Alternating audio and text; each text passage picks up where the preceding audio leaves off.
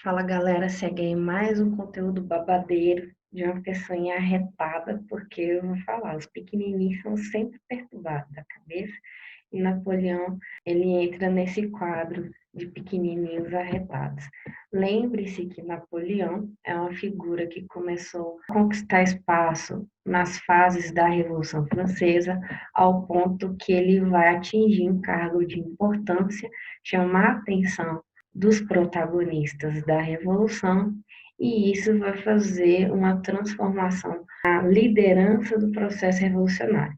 Mas antes de falar disso, vamos entender quem é Napoleão. Uma breve biografia, pequeno e arretado Napoleão. Primeira coisa, Napoleão não é francês. Ele nasceu numa ilha, Córcega, que era a princípio uma ilha sob domínio italiano.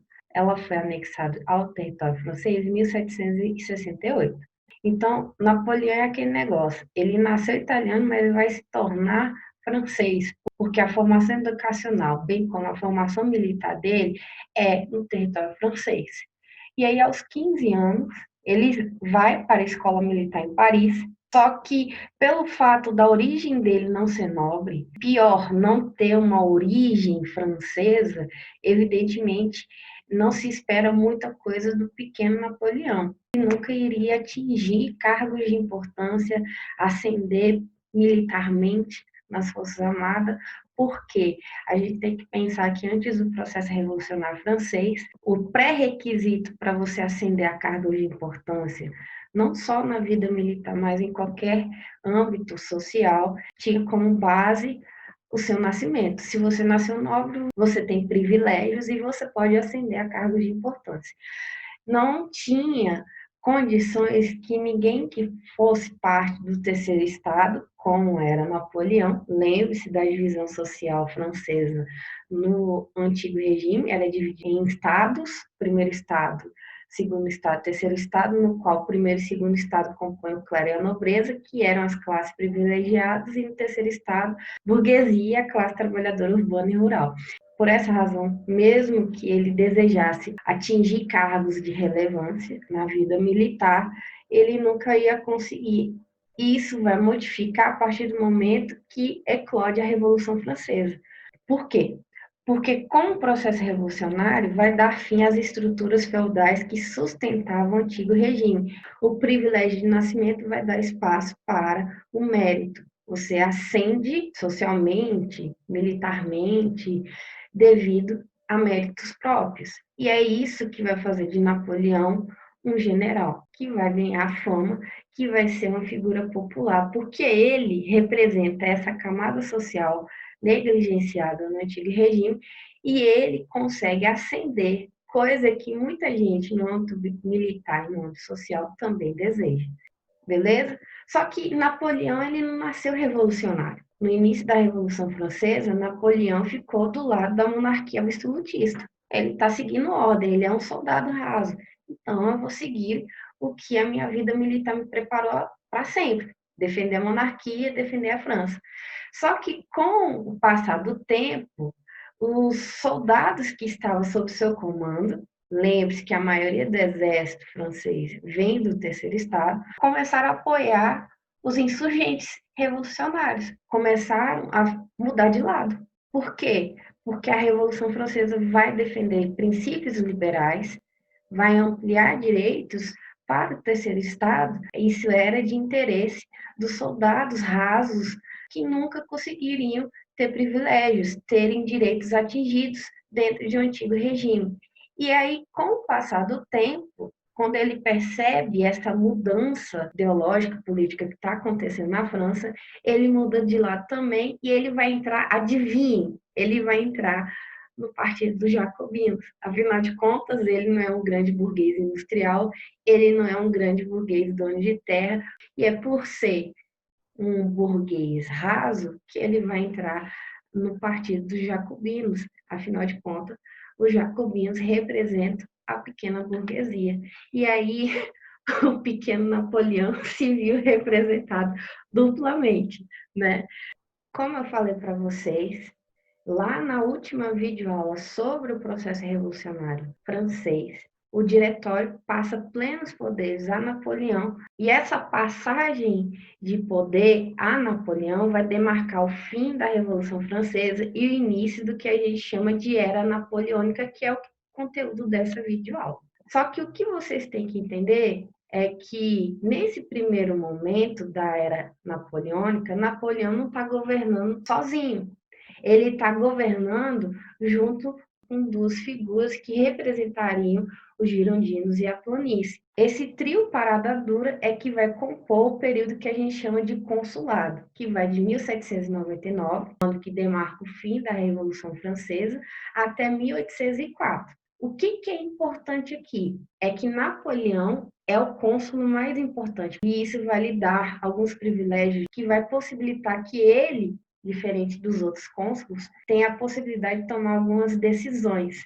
Dentro desse período, que vocês têm que levar em consideração, por mais que o diretório entregou a essas três pessoas a dianteira de governar, em nenhum momento os três deixaram de atender os interesses da burguesia industrial, que eram os girondinos, que estavam à frente do diretório, que foi a última fase da Revolução Francesa. Por isso que o golpe do Brumário, que é o golpe de Estado de Napoleão, ele não foi um golpe sobre a planície, sobre os girondinos que estavam à frente do diretório, porque essas duas classes sociais estão aliadas de braços dados com Napoleão. O golpe do Brumário em cima do processo revolucionário francês, porque não era interessante, raciocina aqui comigo, não era interessante para essa burguesia industrial, para essa burguesia detetora de terra, manter uma ordem social que constantemente estava instável devido a atritos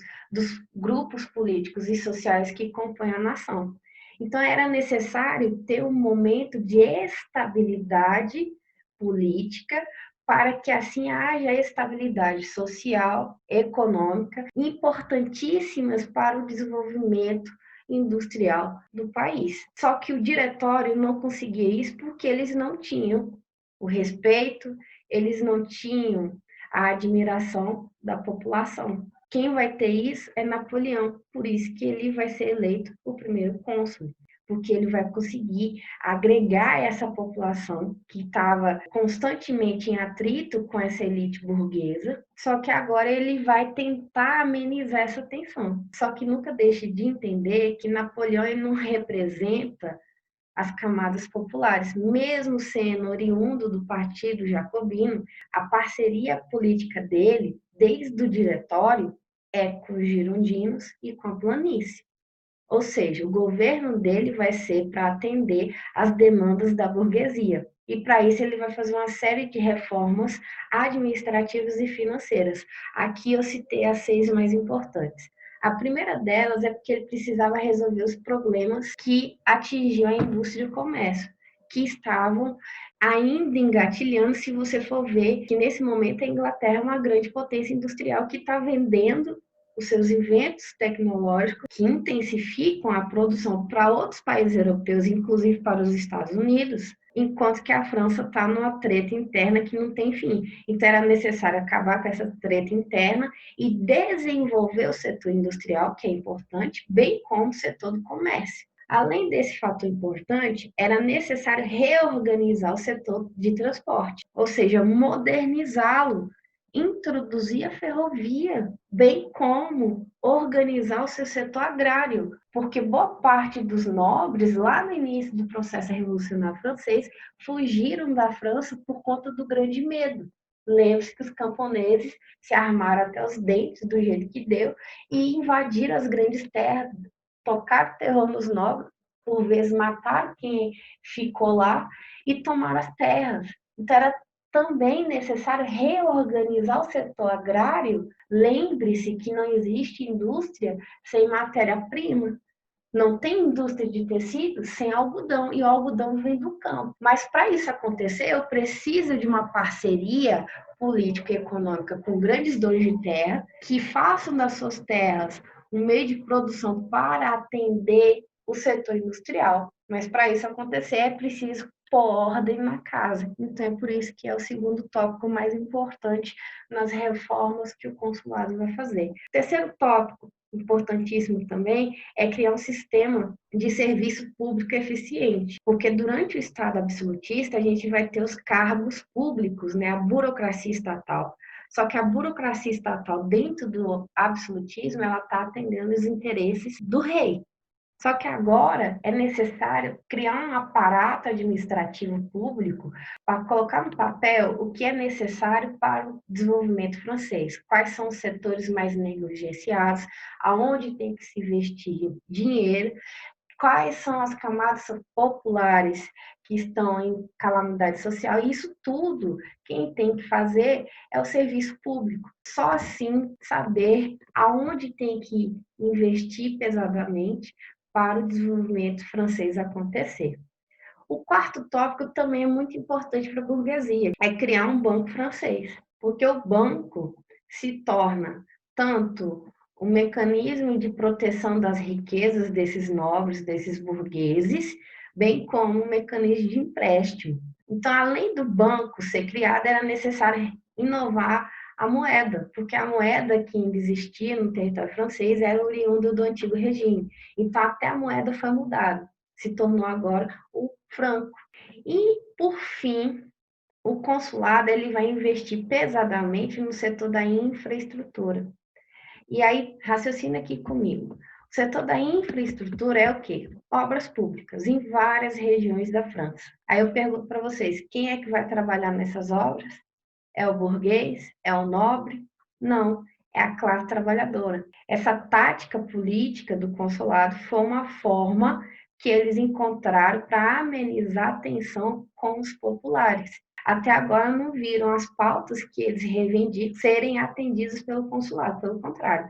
Até agora ele só atendeu os interesses da burguesia francesa.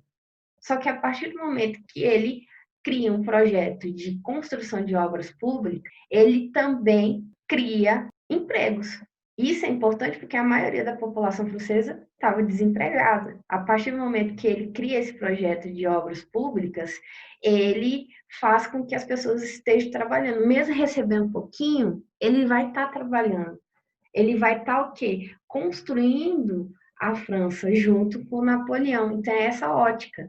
Eu estou fazendo um trabalho importante para inovar meu país e, ao mesmo tempo, eu estou tendo o meu salário. É muito pouco em relação a todas as pautas que as classes populares, tanto no campo quanto na cidade, almejam, mas é a partir dessas obras que Napoleão consegue manter sob a sua liderança, sob a sua imagem popular, o respeito dessa camada social historicamente negligenciada. Beleza?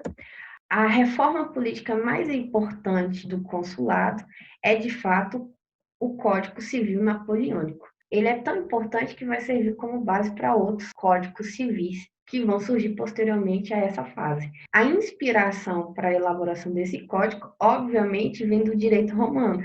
Lembre-se que Napoleão é italiano.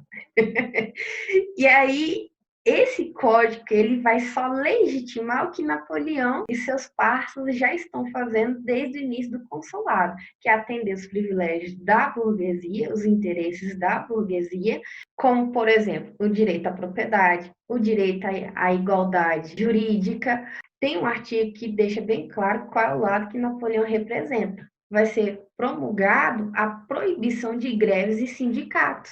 Lembre-se que no início da Revolução Francesa, os girondinos fizeram uma constituição proibindo greves e sindicatos, porque eles não queriam que a classe trabalhadora parasse a produção, porque não é interesse da burguesia industrial.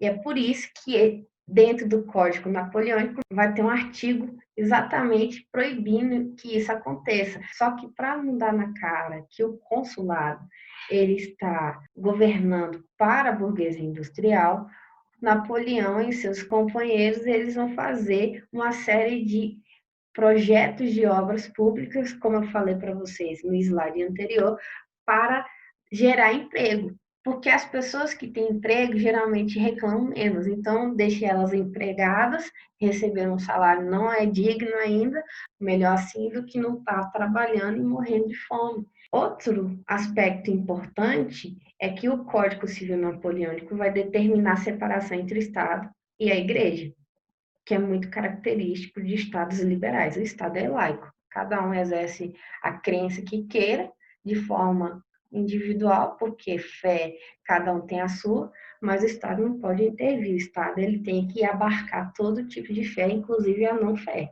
O que os revolucionários jacobinos fizeram lá na segunda fase, ele vai desfazer, que é o quê? Restabelecer a escravidão nas colônias. E aqui está a razão, por exemplo, do Haiti fazer seu processo de independência lá no continente americano. Entendem como tudo está correlacionado? Olha só como Napoleão é sagaz. O setor agrário, assim como o setor de transporte, era um dos setores que estavam mais destruídos.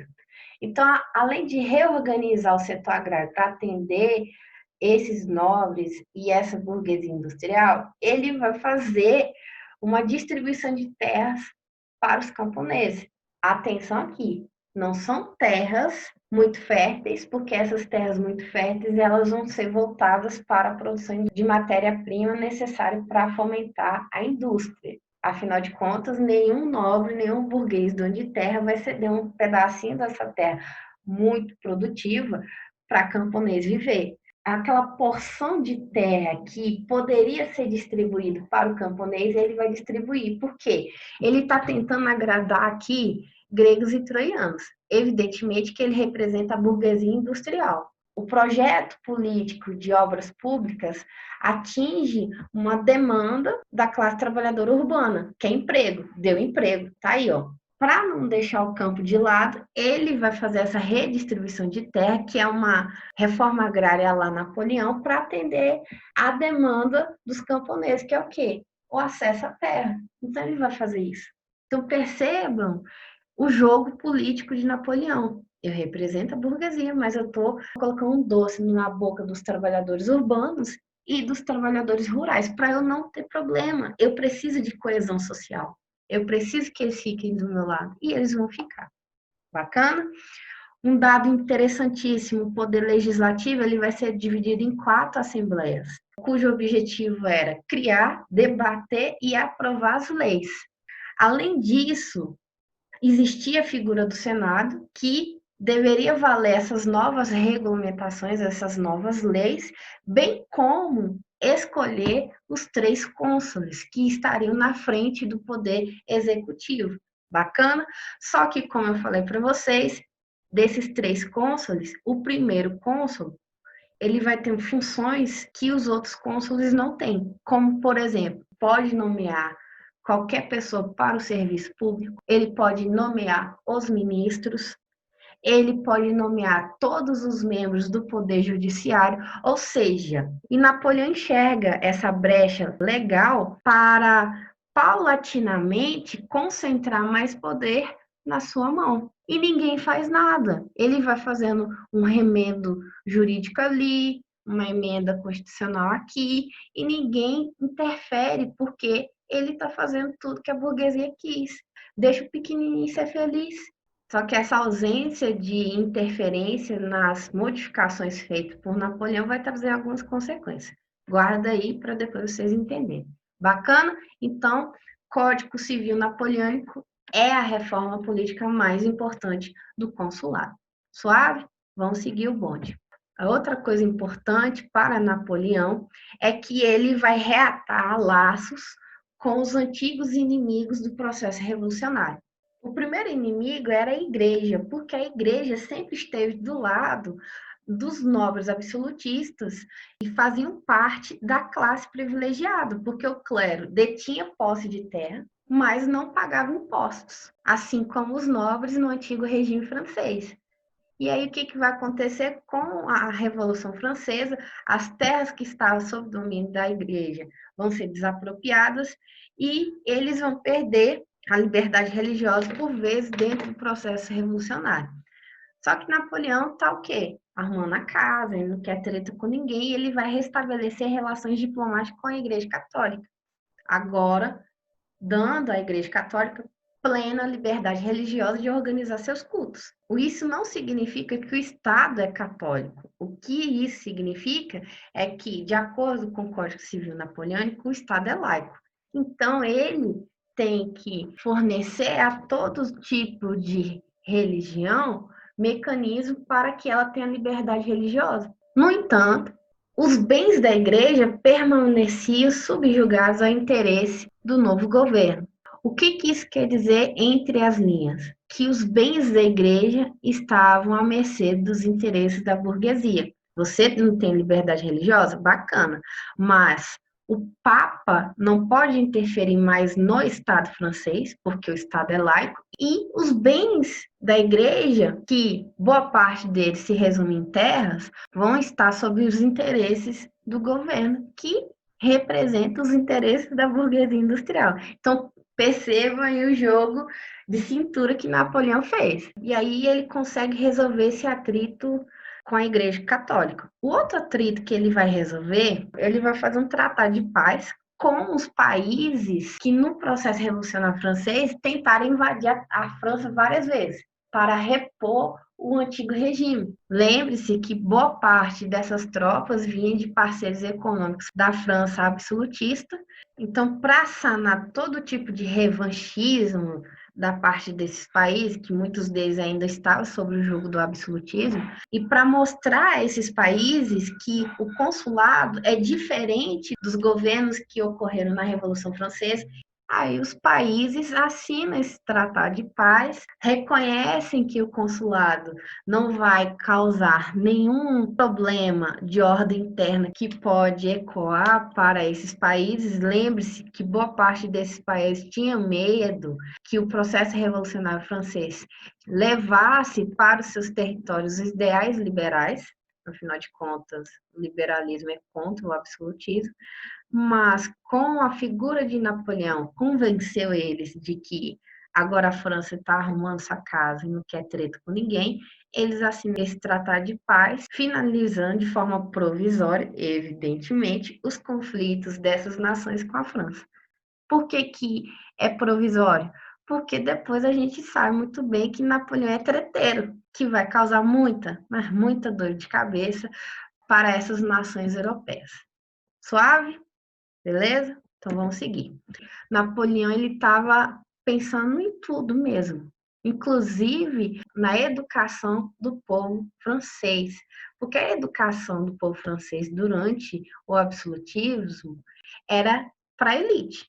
Boa parte da população francesa não tinha acesso à educação, e isso vai mudando com os governos revolucionário francês, e isso vai abranger boa parte da sociedade que estava negligenciada secularmente pelos governos absolutistas. E com Napoleão, o ensino público obrigatório vai voltar de novo. O dever do Estado é fornecer essa educação pública e obrigatória para todos.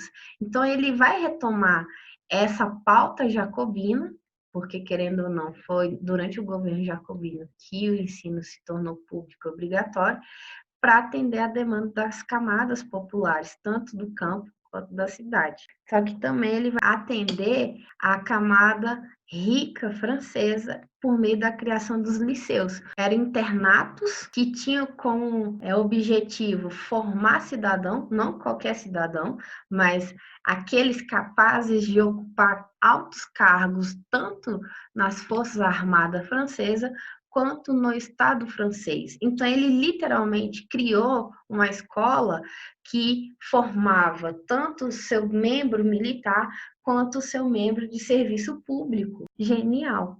Além de pensar no campo da educação básica, ele vai pensar no ensino superior, principalmente focando na criação de 3 faculdades: a Faculdade de Política, de Direito e de Técnica Naval. Isso é muito específico do contexto no qual o consulado vivia. No final do século XVIII e início do século XIX, o mundo europeu está passando por uma transformação social muito importante, e Napoleão não quer que a sua elite intelectual fique alheia disso, beleza? Como eu falei para vocês, Napoleão está comendo quieto seu coração, tomando seu vinho e ampliando cada vez mais, como eu falei para vocês, as funções que ele exercia. Ou seja, ele está concentrando em suas mãos o direito de governar sozinho, ele não precisa dos outros cônsules.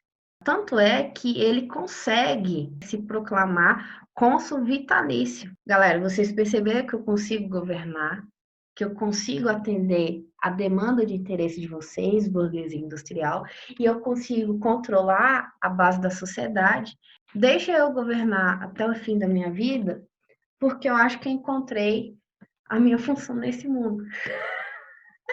Tanto os girondinos quanto a planície não acham ruim as mudanças legais que Napoleão fez para se tornar cônsul vitalício. Lá em 1804, ele vai propor um plebiscito junto à população, com a seguinte pergunta: galerinha, já sou cônsul vitalício, mas vocês não acham que eu poderia atingir a posição de imperador? Eu quero saber a opinião de vocês.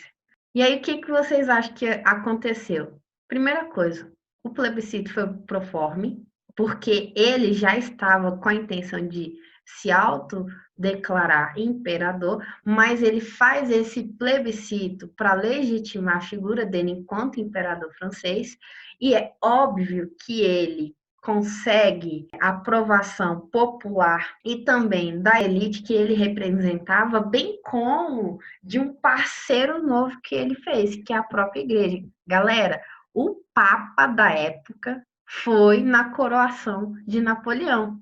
Lembre-se lá na Idade Média, quem é que coroava os reis?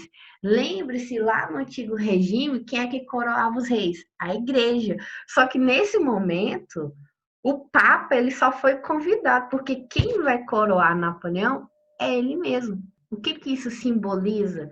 Simboliza que acima de Napoleão não há ninguém. Porque quando a igreja coroava os reis na Idade Média e no absolutismo, significava que acima do poder real existia o poder da igreja, representando que o Império Napoleônico vai ser diferente dos impérios, dos reinos medievais e dos reinos absolutistas no qual a igreja exercia influência sobre o poder real.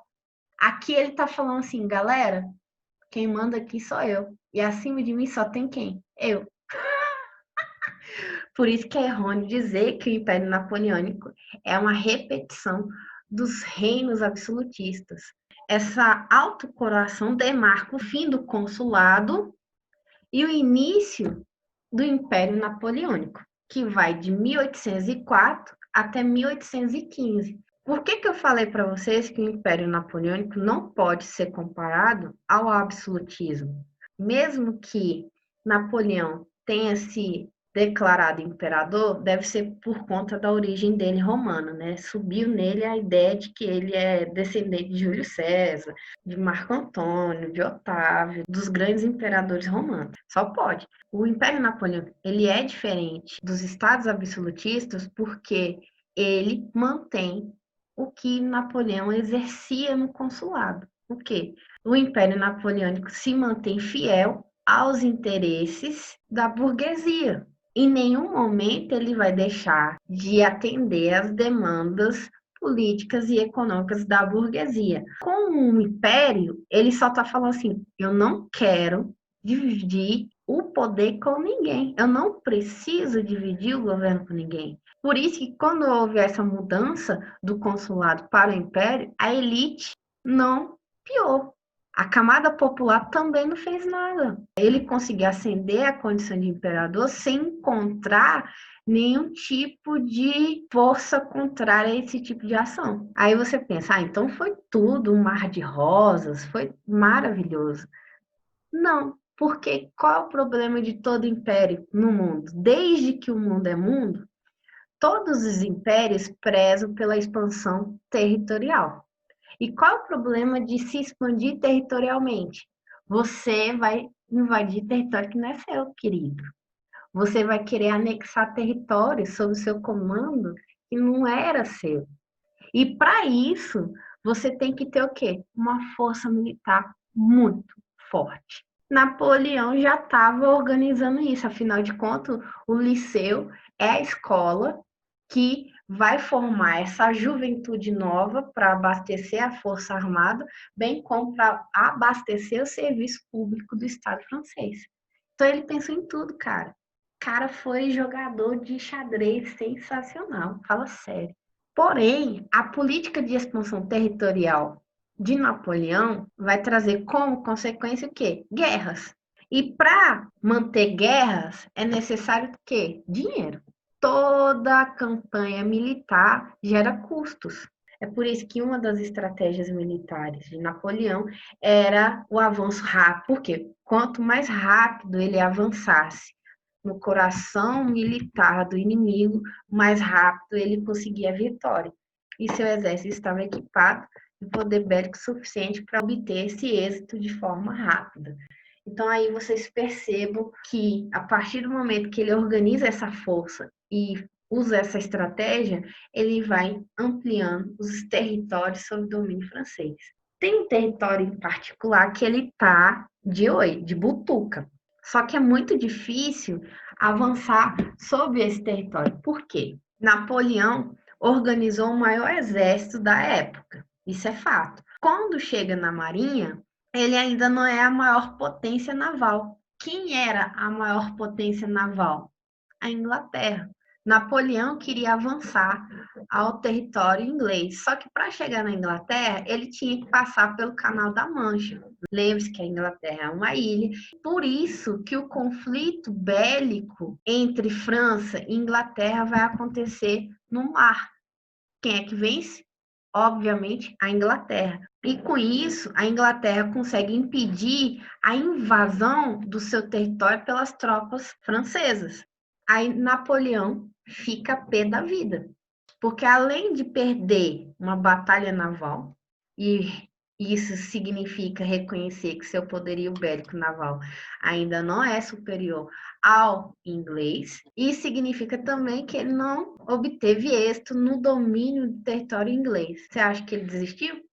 Desistiu nada. Ele vai propor outra forma de invasão do território inglês. Já que eu não consigo invadir com as minhas tropas, eu vou atingir o bolso inglês. Rapaz! Aí, meus irmãos, a Inglaterra perde a elegância, para de tomar o chá das quatro e vai tomar o uísque e vai ficar com sangue no olho. Por quê? O que que ele vai fazer? A partir do momento que Napoleão muda a estratégia, essas regiões que estão sob domínio da França, ele vai impor o bloqueio continental à Inglaterra. O que que isso significa? Significa que os países europeus eles estavam proibidos de comercializar com a Inglaterra, eles estavam proibidos de comprar mercadorias inglesas. Raciocina aqui comigo, irmãos e irmãs. Por que que ele faz isso? Porque esses países que desejam essas mercadorias vão ter que comprar de quem? Da burguesia industrial francesa. Assim, ele consegue que a burguesia francesa, durante o seu governo imperial, atinja altos índices de lucro, porque quando ele bloqueia a Inglaterra, que nessa época é o país mais desenvolvido industrialmente, ele diminui a atuação das empresas e das indústrias inglesas no continente europeu. Obviamente, isso vai causar prejuízo para o Estado inglês e para a sua burguesia. É por isso que a Inglaterra, não só a Inglaterra, mas a Inglaterra em específico, é o maior arqui-inimigo do Império Napoleônico, porque Napoleão atingiu justamente onde doeu, velho, que foi o bolso, beleza? Um dos setores que ele vai investir pesadamente é o setor de aprimoramento bélico, para atender a demanda militar de Napoleão, que era a tática de avanço rápido de suas tropas sobre o inimigo, a fim de eliminar as suas forças militares de forma rápida e eficiente. O fato de Napoleão invadir território alheio E mesmo não encontrando um poderio bélico que concorresse de igual com as suas tropas, esses países que estão sendo conquistados, evidentemente, eles vão unir forças, porque sozinhos, obviamente, eles não derrotam as tropas napoleônicas, afinal de contas, eles foram conquistados. Mas talvez, se unir suas forças militares, eles conseguem destruir o poder militar de Napoleão. E aí a gente tem destaque a oposição que vai surgir na Rússia, porque Napoleão vai invadir a Rússia. Então vamos lá. A derrota na Rússia demarca o início de uma série de derrotas que as tropas de Napoleão vai sofrer. Por que a Rússia, pelo amor de Deus, é um território que está sob olhar atento de Napoleão? Porque o subsolo russo é rico em minérios que são importantes para o desenvolvimento industrial. Então, quanto mais pós de terra rica em minérios que fomenta o setor industrial, melhor para a França. Qual é o problema? Ele inventou de fazer isso no inverno russo. Pô, velho, pelo amor de Deus, velho. O verão russo já é frio, imagina o inverno russo. Daí você tira por que foi um fracasso. Obviamente que as tropas de Napoleão não tinham vestimentas próprias para enfrentar o brutal inverno russo e a tática de guerra de Napoleão, que é avançar sobre o inimigo e derrotá-lo de forma rápida, não deu muito certo na Rússia, porque a Rússia é um grande continente. Nesse período, o setor do campo era o setor majoritário do território russo. As cidades ficavam muito ao leste, ou seja, o coração do exército russo ficava muito ao leste, porque as principais cidades e, evidentemente, a capital do Império Russo situava-se no leste do território russo, e isso significa dizer que a base militar, as tropas militares russas se concentravam nessa região. Então, raciocina comigo, o deslocamento de Napoleão, além de passar todos os países que ele tinha que passar para chegar na Rússia, ele tinha que se deslocar boa parte do território russo, que era basicamente campo, para chegar efetivamente a ter um conflito com o exército russo. Então, até chegar lá, o que ele vai fazer para abastecer as suas tropas? Ele vai saquear, pegar alimentos, pegar roupa para as suas tropas não morrer de frio, não morrer de fome. Só que ele não contava que a própria população russa ia se armar contra ele, da forma que eles poderiam. Qual seria essa tática? Primeira coisa, enquanto Napoleão queria um conflito rápido, os russos, eles evitavam ao máximo essa batalha decisiva, com o apoio da população, por meio de uma estratégia chamada terra arrasada. É a população local destruir tudo que as tropas napoleônicas poderiam usar para se manter viva durante o inverno russo.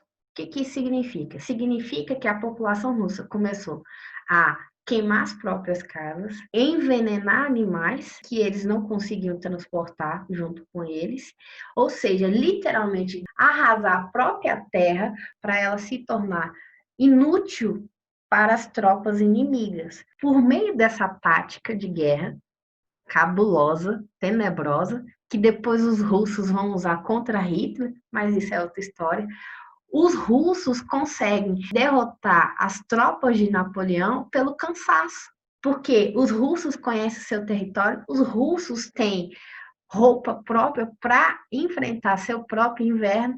Isso vai fazer com que, dos 680 mil homens de Napoleão que foi para o território russo, apenas, se liga, 100 mil conseguiram sair do território russo com vida.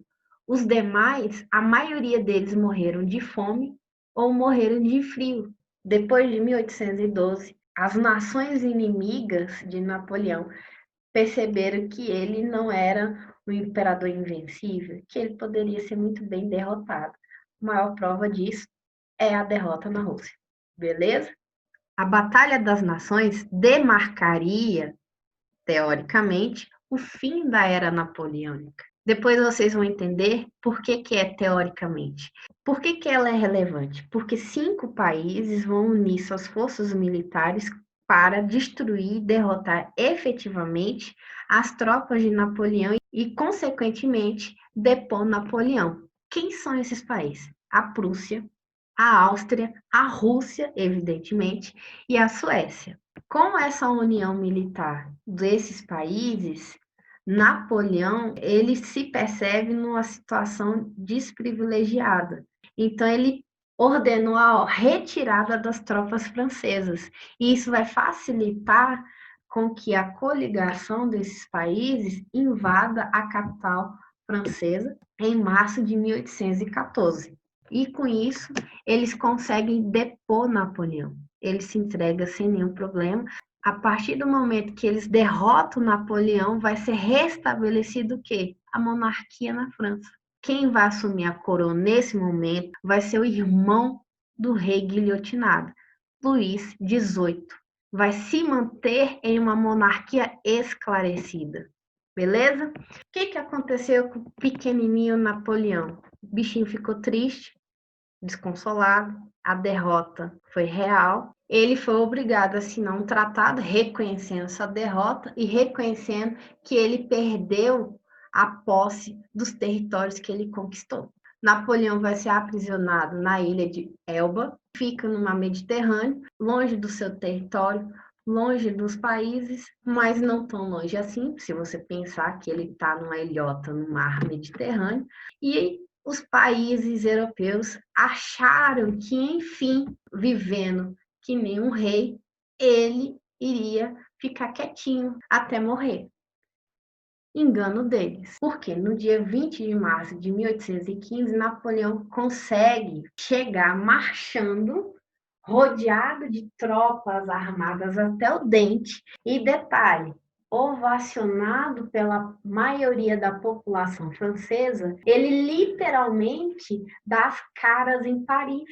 Ele fala, gente, voltei. Estava em Elba durante um ano, praticamente, se você for pensar na data da derrota da Batalha das Nações. Eu voltei, estava lá de boa, pensando numa estratégia de como voltar. Voltei sem enfrentar nenhum tipo de inimigo no caminho, porque existia toda uma elite militar, inclusive uma elite política leal a Napoleão, que vão ser responsáveis pelo deslocamento de Napoleão da ilha de Elba até a capital francesa, e o rei Luís XVIII fugiu do território, evidentemente para evitar uma guerra civil. Ele sai, deixa o trono à disposição de Napoleão, Napoleão senta, evidentemente, e ele, ele se autodeclara novamente imperador da França, cujo objetivo dele é o quê? Além de reconquistar os territórios, é reorganizar o exército novo, é atacar as tropas inglesas que estavam estacionadas em Waterloo, que é uma região da atual Bélgica. Por isso que é a batalha que vai encerrar de vez, porque, vou te falar, Napoleão, se deixar, ele volta mesmo. A batalha que encerra efetivamente a era napoleônica é a Batalha de Waterloo, onde Napoleão vai enfrentar o seu maior rival, que é o inglês Duque de Wellington. A potência militar de Napoleão poderia ter derrotado o Duque de Wellington. Ele só não derrotou porque as tropas prússias vieram para apoiá-lo na Batalha de Waterloo e conseguiram fechar o cerco, além de outros fatores que contribuíram para a vitória dos ingleses e dos prússios. Por exemplo, as tropas de Napoleão estavam cansadas. Lembre-se que a tática de Napoleão é a tática conquistar o inimigo o mais rápido possível e ter uma vitória. Só que com o clima chuvoso, com o terreno todo desnivelado e lamacento, o deslocamento das tropas é lento, devido à região de Waterloo não ser uma planície, ter morrinhos, era fácil que as tropas opositoras se escondessem e fizessem uma arapuca. Além disso, Napoleão se encontrava doente. Tudo indica que ele estava com diarreia. Tadinho, né, velho? Nervoso. Ele não estava no seu melhor momento e ele não conseguia raciocinar de forma tática, militarmente falando, para obter a vitória. E isso vai fazer com que novamente ele sofra uma derrota e os militares leais a ele novamente desejassem que ele fugisse para ele não ser capturado. Contudo, ele achou que ele ia ter o mesmo tratamento do primeiro exílio, só que não vai ter. Quem vai ficar responsável pelo novo exílio de Napoleão é a Inglaterra. E a Inglaterra, meu irmão, vai levar Napoleão bem para longe do continente europeu para ele nunca mais voltar. Obviamente, devido a todas as cautelas que o Estado inglês teve, ele vai morrer no exílio. Tudo indica que Napoleão ele tinha câncer no estômago. Por isso que boa parte das pinturas que são autorretratos de Napoleão, ele está com a mão na altura do estômago, porque estava doendo. Muitos acreditaram que era úlcera de nervoso, porque era uma pessoinha pequena, mais arretada e estressada. Outros têm uma tese muito mais conspiratória, dizendo que Napoleão, na ilha de Santa Helena, paulatinamente foi envenenado pelos ingleses por arsênico, e isso levou seu fim. Como vocês podem ver, não se sabe ao certo a razão da morte dele. Porém, ele vai morrer em 1821 e vai ser enterrado na ilha. Mesmo morto, ele não teve descanso. Por quê? Antes de morrer, ele vai escrever sua biografia, na qual ele desejava ser enterrado na França, especificamente no Palácio dos Inválidos, porque era um palácio voltado para a história bélica francesa e ele queria que seus restos mortais fossem para lá. No entanto, a Inglaterra, que controlava a ilha, impediu esse deslocamento até 1840. Fim permite que os restos mortais de Napoleão saiam da ilha de Santa Helena. Eu acho que eles tinham medo que até o fantasma de Napoleão assombrasse o território europeu de novo, né? Vai que acontece. E aí eles esperaram esse tempo, né? Eles esperaram esse tempo todo para deslocar os restos mortais de Napoleão para Paris, para que ele tivesse seu sepultamento no lugar que ele desejava descansar. Quando seus restos mortais chegou na França, mesmo depois de anos, ele teve um grandioso desfile fúnebre, até a chegada no Palácio dos Inválidos, onde até hoje se encontram seus restos mortais. Essa urna maravilhosa, gigantesca, é onde estão os restos mortais de Napoleão. Você vê que até na morte o bichinho não é discreto, né? Ele é bem chamativo. Como eu falei para vocês, a Suécia fez parte da Batalha das Nações. Ela uniu força militar com outras nações absolutistas para dar fim a Napoleão. Só que todos nós sabemos, acabamos de ver isso, a batalha que determina a queda de Napoleão não foi a Batalha das Nações, porque depois de um ano ele volta a governar Paris, aclamado por todos. Por isso que a batalha que determina o fim de Napoleão é a Batalha de Waterloo. O que vai acontecer? Em 1974, um grupo de músicos chamado ABBA vai fazer uma música que vai vencer o Festival de Eurovisão da canção, com a música Waterloo, que vai fazer uma zoeira com a derrota de Napoleão. E eu achei muito legal saber que essa música, anos depois, ela vai ser eleita a melhor canção dos 50 anos da história do festival. Então, velho, os suecos conseguiram trollar Napoleão, tadinho, depois de anos da era napoleônica. Suave? Bacana? Espero que tenham gostado. Aprofundem os conteúdos abordados na videoaula e, se tiver dúvidas, falem comigo assim que possível, eu dou um retorno. Beleza? Então, aprendam, senhores, como Napoleão aprendeu na pele, não invada a Rússia no inverno. Acho que Hitler não estudava história, por isso se deu mal também. Tchau, tchau, até os próximos vídeos.